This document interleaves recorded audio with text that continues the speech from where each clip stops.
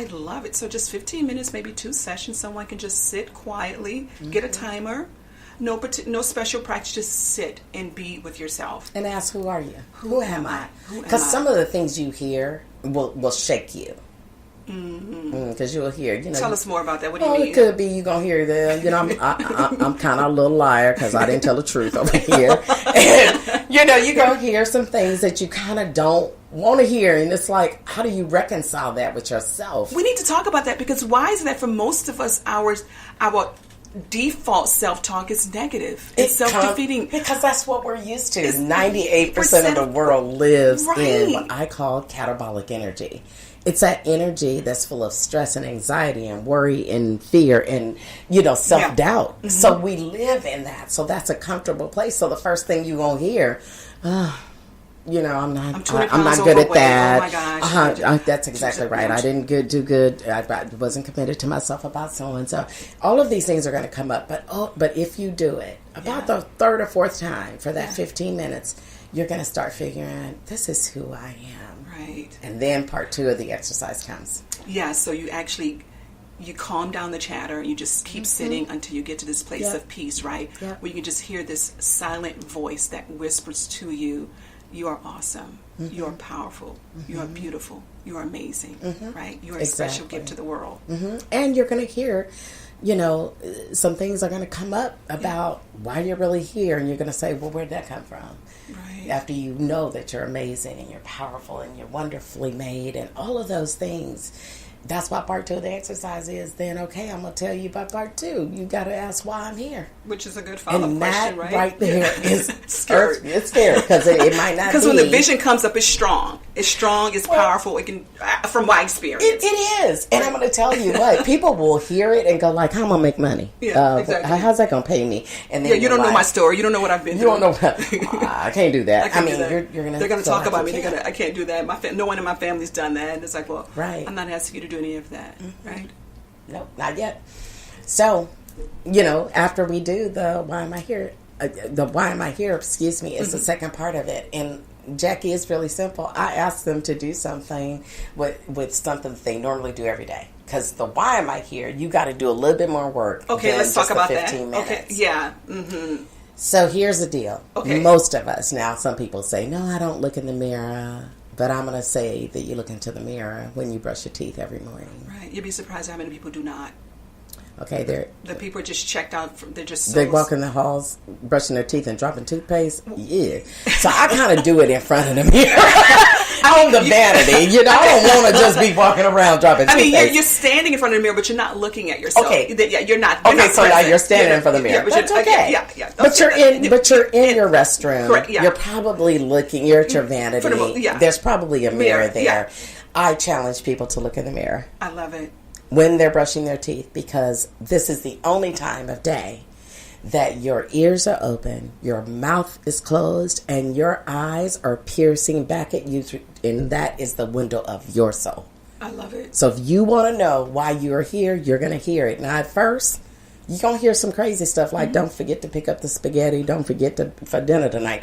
But if you keep doing that on a daily basis, why am I here? Why am I here? Mouth closed, ears open, eyes piercing back into the window of your own soul. I guarantee you'll know why you're here. Right. The answer will rise up. It will rise up. Yeah. And so when that happens, it can be so beautiful and so big and sometimes scary. Because when you ask the question, the answer starts to rise up from within, because I believe that's where it comes from. Yes. There's also still the noise there. And we literally can talk ourselves out of what's been shown to us, right?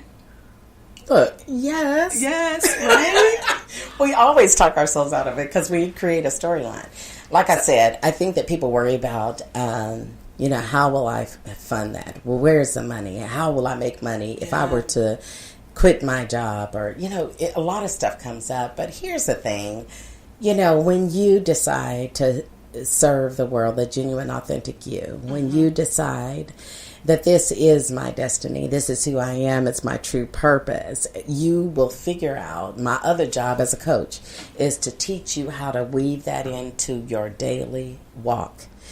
Nobody's telling you to leave your job, Right. because that it serves two things, and that's food and shelter. Mm-hmm. It's nothing else. But you'll learn how to integrate Mm-hmm. your purpose into your daily walk. Right. That job then becomes so light to you, Right. because you're serving the world, the authentic you. Yeah. Yeah. And it shifts your focus, and you have a different purpose, a different focus in terms of how you show up and what you do, right? Absolutely. Yeah, I still just have to just go back around to, because I believe we were all created for a purpose, and for us who are just kind of operating on autopilot, feeling afraid, feeling uncomfortable, allowing our stories to dictate how we live when we know we want more. How do you just can encourage people to kind of break out of that shell of the storytelling, or just to tell themselves a different story, a more healthy story, right? Because you only get one life, right? Your life is happening right here, right now, and if you don't show up, you're going to miss it. You know, we are all going to create storylines. So, as a coach, when I'm coaching my clients, when I hear them kind of say something to me, I will ask them, who wrote the story? I love it. Oh my gosh, say it, Zondra, say it. So yes, who wrote the story? Who wrote the story? And I know the shock, like what? Well, I guess I did. Okay, do you want to write another one? Let's write one for the trajectory that you desire to be on. Because you are the author and creator of your story, You are right? the author and the creator of your story. When I ask people that, they go, well, ain't nobody tell me that. I wrote the line. I wrote that story. Okay, well, then that's what's on the front news of the newspaper. Is that what you want to be there? So let's rewrite the story. If you don't like it, you can change it, You right? can change it. Isn't it powerful? It's so powerful. Yes. And understanding when you write your story that you are the main character. You are the victor. You are the main character. You're the avatar. It's you. The avatar. It's so hard for us to receive that. And so for individuals who just feel like, oh gosh, I can't do that, not me, or just, I don't know if that's really true, because so many people have told me a different story of myself that I've chosen to believe that I'm having a hard time just resonating with the thought that I can actually write my own story. Like the power is within me. Power is within you. Right? All of the power is within you. All of the power. All of the power is within you. But yeah. you have to make a conscious decision that I believe in the power in me, and I'm going to do whatever it takes in order to access that power and deliver the authentic me. The authentic me.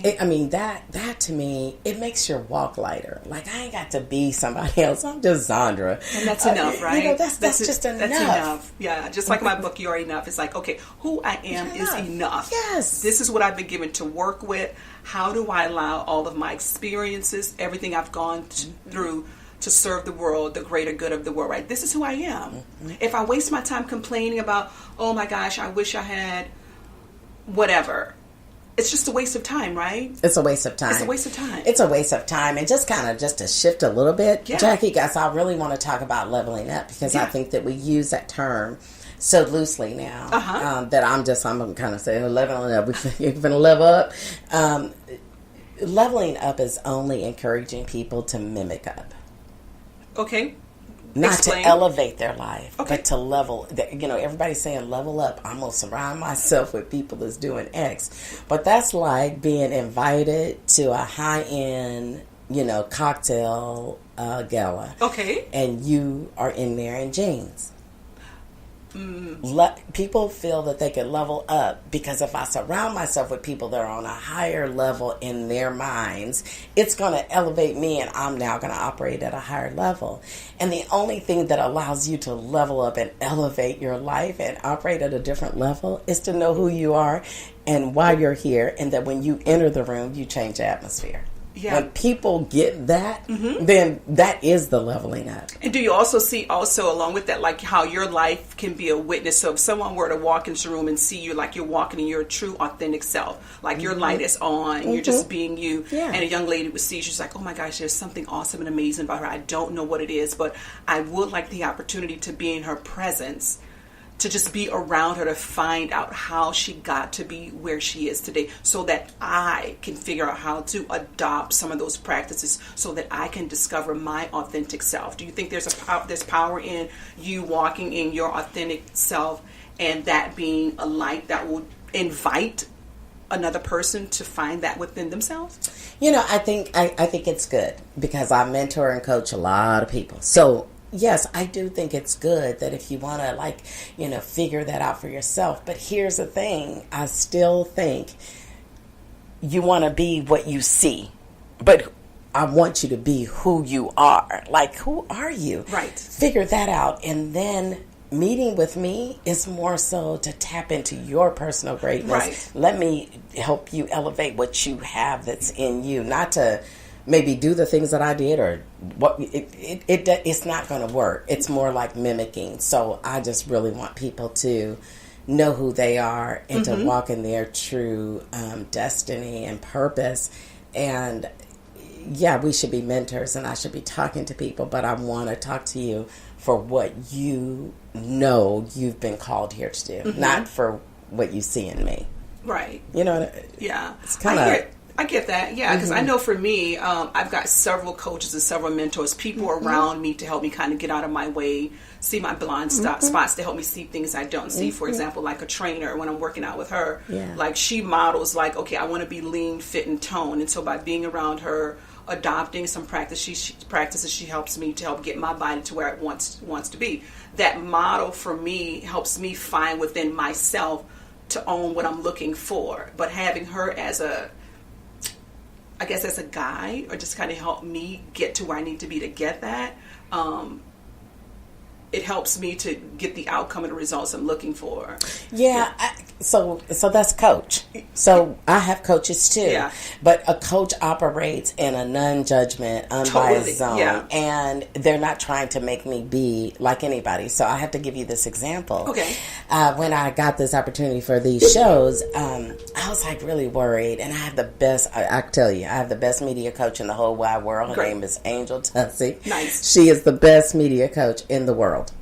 And I was struggling a little bit, even though that I'm, a certified coach and I do what I do. And I was like, do I need to really get statistics and be on there and say, this is what married people are getting divorced every 22. I was like, I don't want to do every 22 minutes. There's a new, I just didn't want to be that. Right. Right. And she just turned to me and said, Zondra, you are you. Show up and do what you do, not what you've seen other people do. And even for a moment, I was thinking, I need statistics and some white cards to give some statistics about this, so it would cause me to look more credible. Yeah. And I was like, no, just show up on your shows and just do you, Zondra. And that's plenty. And that's more than enough. More than so enough. Even when we get to elevate, sometimes you have to be like, okay, wait a minute. Just continuing to be who you are. Correct. But you've got to know why you're here. You got to know why you're here. It's super important. Yeah. Okay, well, let's kind of shift gears here. Tell me what's going on with your business-wise. Any new exciting adventures going on, endeavors, opportunities? What's going on in your world, lady? I have so much going on. I know it. Well, I do have a couple of new endeavors. I will be starting a couple of talk shows. One that I really want to talk about is Real Biz Talk with Zondra. And the only reason why I want to talk about these TV shows is because I feel like in my last, decade of serving the world, after 40 years in corporate America, that my goal is very focused, to focus my energy, on small businesses. Small businesses like me, like you, like probably many of the listeners. Correct. You don't have advertising budgets. You don't have big budgets for commercials. You don't have exposure to be able to be interviewed on TV and be able to talk about your business and the passion that lives within inside of you. So I'll be starting a Roku channel called The Real Biz Talk with Zondra, and that'll be coming probably in the next 6 weeks or so. And then I've also got a deal with Comcast. And so I'll also be on Comcast with Real Biz Talk with Zondra, and then of course I always say I have to have a fun show, right? Right. Because I'm just too much fun. I mean, when I was waiting for this interview, I met the man I love you. I think I know him now, Jacob. That's your new friend? Yeah, we were just talking. So I have to have a fun side to me. So the fun side of me is Fireside Chat with Zondra, and that is a show that is not scripted. It's an unscripted show where I sit around